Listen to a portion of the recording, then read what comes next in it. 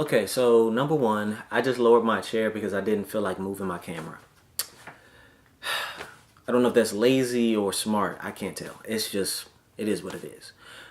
All right, guys. So I have finally finished the rewrite for the new project that I'm working on for Trumpet Speak. Here is the original script that I was writing.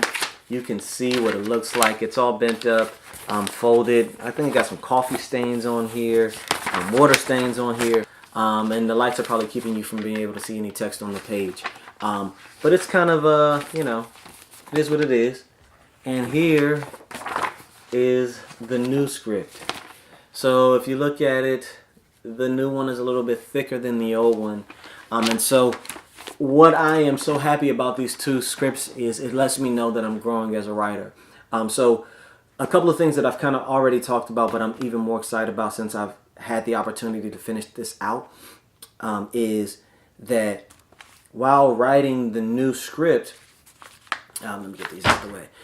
While writing the new script, there was a couple of things that I learned. I needed to focus more on getting the actual things I needed on the page there. So I needed to make sure I had all my story elements available to me to utilize, whether it went over the required page limit or not. Because at the end of the day, you can always trim back if you have too much. And so I said this time, let's have too much instead of not enough. What I did with the second draft is I went and made sure that I had every element that I wanted to have in it. I may still be missing something. Who knows? I'll know when I get to do my rewrite again. But what I noticed was I wanted to make sure I added every element that I needed to add in the story, and then I could cut back as need be moving forward. So with this new project, what I wanted to do is make sure I did all my due diligence in terms of writing. I think the hardest part of rewriting for me is taking the time to read the actual draft that you got in front of you. Reason being is it's easy to get distracted, and freaking reading doesn't seem like action to me. You need to read to learn. You need to read to rewrite, but it is a challenge to me sometimes just to sit down in a quiet place without distractions and read. And the challenge for me though, for that is that it's so easy to be like, I remember writing this paragraph. I remember wanting this feeling.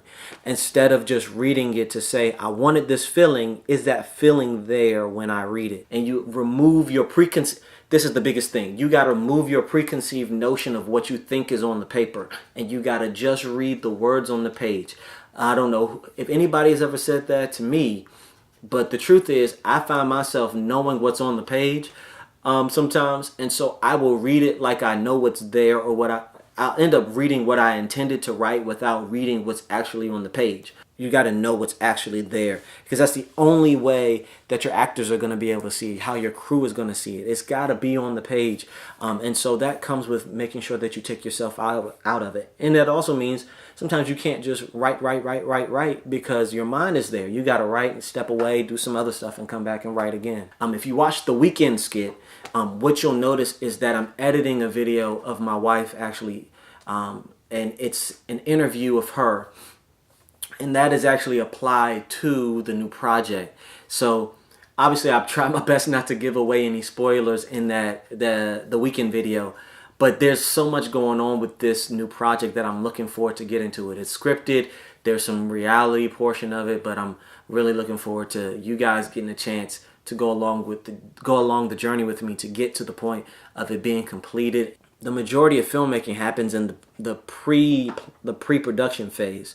So before you get on set, before you do your casting calls and all the other stuff, the most important part of it is getting a good script, making sure you have a good plan that you can execute. Because when you get to production, it's just about execution, and then in post, it's taking what you executed on and fine-tuning it with the footage that's available.